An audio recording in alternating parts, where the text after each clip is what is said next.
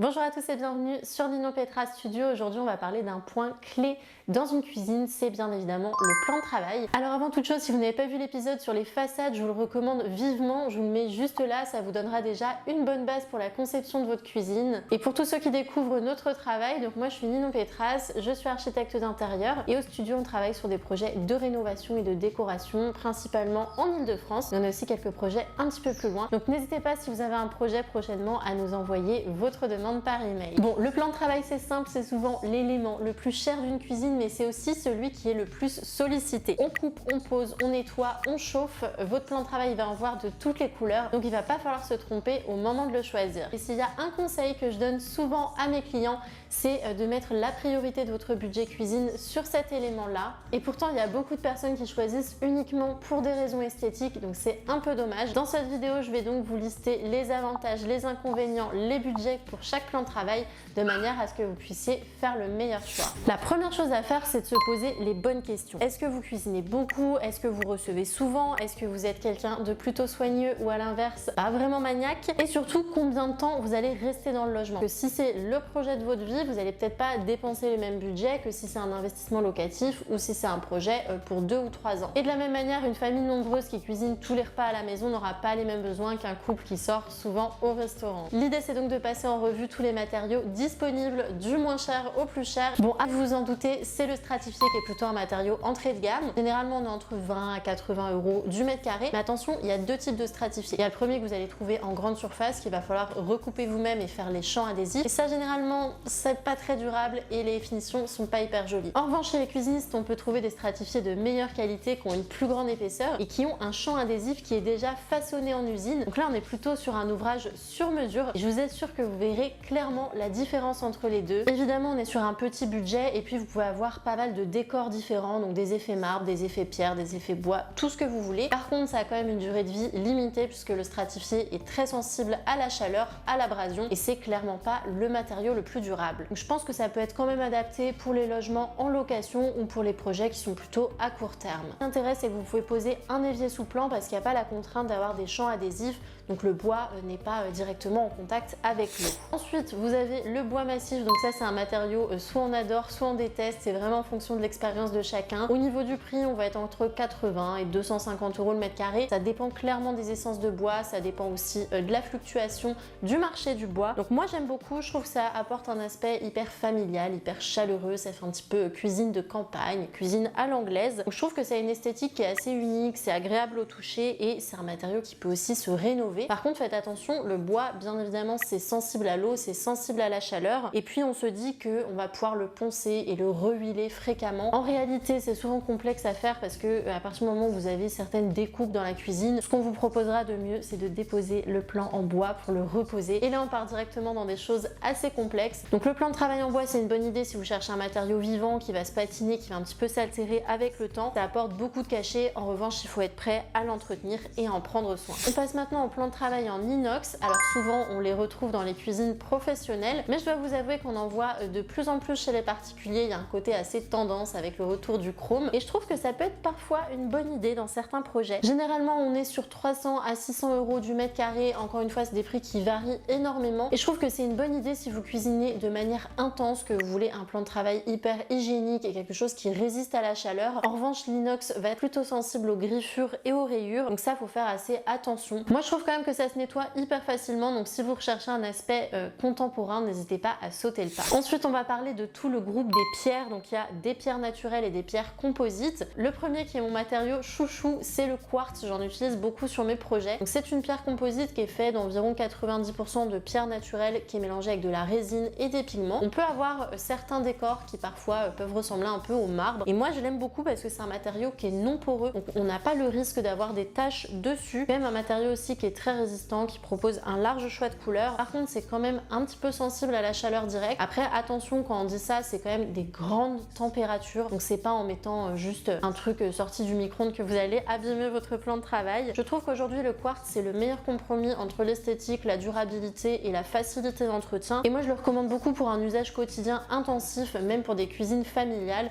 ou si vous avez des projets à long terme, je pense que c'est un matériau qui pourra durer de nombreuses années. On a ensuite toute la famille des granites, des marbres et des terrazzo. Donc le prix, ça va quand même dépendre de la rareté du produit. Dites-vous que sur les marbres assez basiques comme les Kalakata Gold qui sont très demandés, où il y a beaucoup de gisements, on va pouvoir avoir des prix assez bas. En revanche, dès qu'on part sur des qualités plus pointues comme les marbres de Tanzanie, les marbres du Zimbabwe, les Rosso Levanto et autres, on a tendance à avoir des prix un petit peu plus hauts. Donc là, j'inclus le terrazzo dans le même groupe parce que c'est des fragments de pierre et de marbre qui sont qui sont agglomérés dans du ciment. Donc j'inclus le terrazzo dans le même groupe parce que c'est des fragments de pierre et de marbre agglomérés dans du ciment. Donc concrètement, c'est un petit peu les mêmes propriétés. Je trouve qu'on est sur des matériaux qui sont naturels, qui sont très durables, qui ont un rendu clairement très haut de gamme et esthétique et qui ont vraiment le pouvoir de transformer votre cuisine. C'est pour ça que j'aime beaucoup les utiliser. Petit warning quand même, ça demande un entretien assez rigoureux parce que les marbres sont assez sensibles au pH acide. Donc tout ce qui est citron, vinaigre, ça peut tacher. Il faut être plutôt réactif pour nettoyer les taches. Et le marbre, ça nécessite aussi d'être recellé au bout de plusieurs années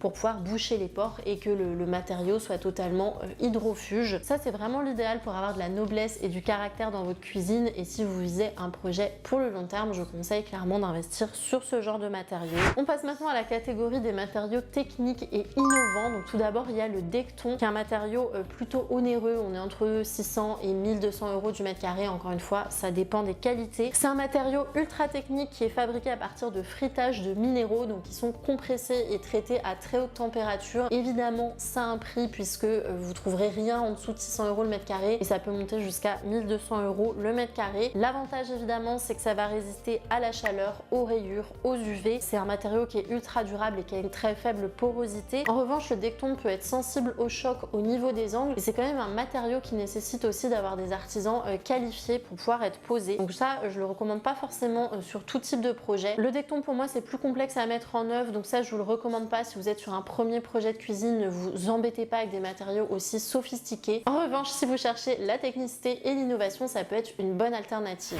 Je voulais maintenant vous parler du solide surface qu'on appelle aussi le corian. Donc corian, c'est une appellation commerciale, il me semble. Là, c'est un petit peu la même chose. En fait, c'est des mélanges de résine avec des charges minérales. On est un petit peu en dessous en prix, entre 400 et 900 euros du mètre carré. Donc on n'a pas de joint, on a aussi la possibilité de le réparer si jamais on a un petit accroc. Et comme je vous ai dit, on peut faire des formes sur mesure, donc directement avec l'évier intégré. En revanche, c'est un matériau qui est un petit peu sensible à la chaleur et qui va se rayer assez facilement. Je pense que c'est idéal si on veut un plan de travail épuré, quelque chose de très contemporain et minimaliste. Donc pourquoi pas, pour un projet sur mesure, ça peut être une bonne idée. On passe maintenant à la céramique. Donc là, c'est un matériau qui est obtenu à partir d'une terre qui est cuite à très haute température. C'est un matériau qui est hyper robuste. J'aime beaucoup rappeler à mes clients que si votre maison brûle, la seule chose qui va rester, ça va être votre plan de travail en céramique, puisque c'est hyper résistant à la chaleur, aux rayures, aux UV. C'est un matériau qui est hyper durable. Après, ça a un prix, on est minimum entre 500 et 1000 euros du mètre carré en fonction de l'épaisseur et des qualités, mais je pense que c'est un très bon choix pour un usage intensif ou pour un projet plutôt long terme.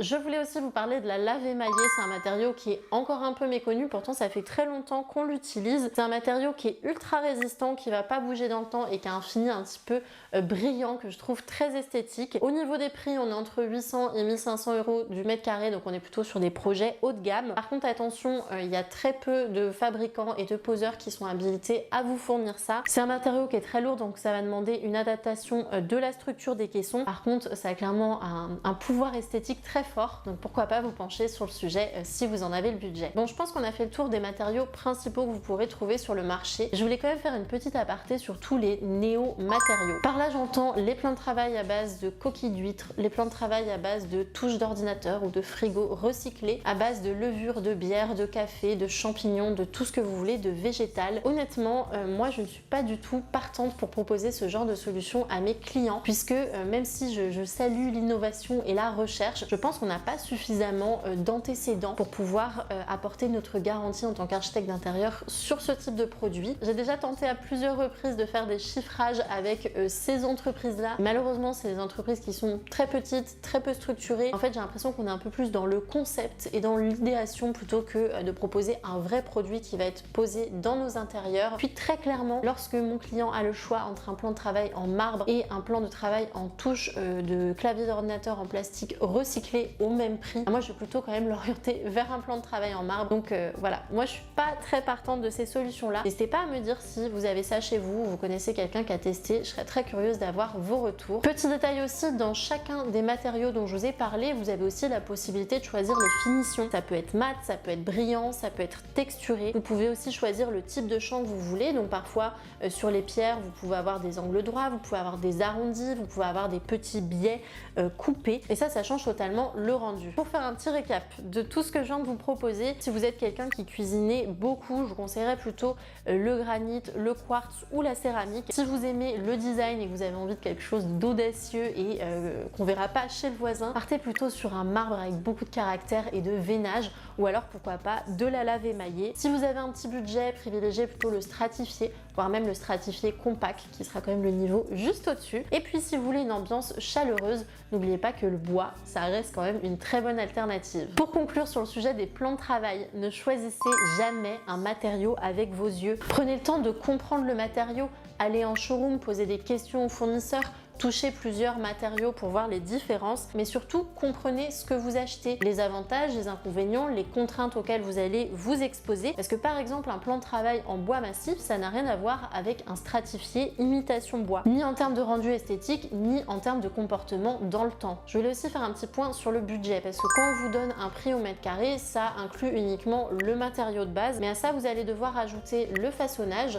les découpes pour les trous des éviers et des plaques par exemple, les finitions, la logistique et la pose. Et vous vous en doutez sûrement, un plan de travail c'est super lourd à transporter, donc en réalité le prix peut facilement être multiplié par 2. J'ai une autre petite astuce qui peut vous permettre d'investir dans un matériau plus qualitatif mais en baissant le budget, c'est de jouer avec l'épaisseur, parce que sur certaines céramiques ou certains quartz on peut avoir des épaisseurs de plan de 16 mm, mais on peut aussi avoir des marbres de 4 cm d'épaisseur. Donc là je vous assure que le delta au niveau du prix il est assez conséquent. Et puis il y a aussi la réalité du chantier qui est très importante à prendre en considération, parce que les entreprises elles sont pas forcément toutes équipées pour poser ce genre de matériaux. Vous allez sûrement devoir faire appel à un poseur spécialisé sur les plans de travail. Puis il y a aussi toutes les contraintes logistiques, le transport, la livraison, monter un plan de travail à travers votre escalier jusqu'au 5e étage sans ascenseur. Ça aussi c'est des choses qui vont être chiffrées dans le budget du plan de travail. Donc plus le produit est lourd, s'il est fait d'un seul tenant sur mesure, évidemment il va falloir ajouter un petit peu de budget. Bon, vous l'aurez compris, le plan de travail c'est un sacré investissement, donc j'espère que vous n'allez pas vous tromper à ce sujet. Évidemment il doit être beau, mais il doit être surtout adapté à votre mode de vie, à vos contraintes, à votre projet et à votre manière de l'utiliser. Donc prenez bien le temps d'y réfléchir, parce que c'est un élément que vous allez utiliser tous les jours pendant plusieurs années. Donc si jamais vous préférez nous faire confiance et être accompagné sur la conception de votre cuisine, je vous mets ici quelques cuisines en plan et en photo qu'on a réalisées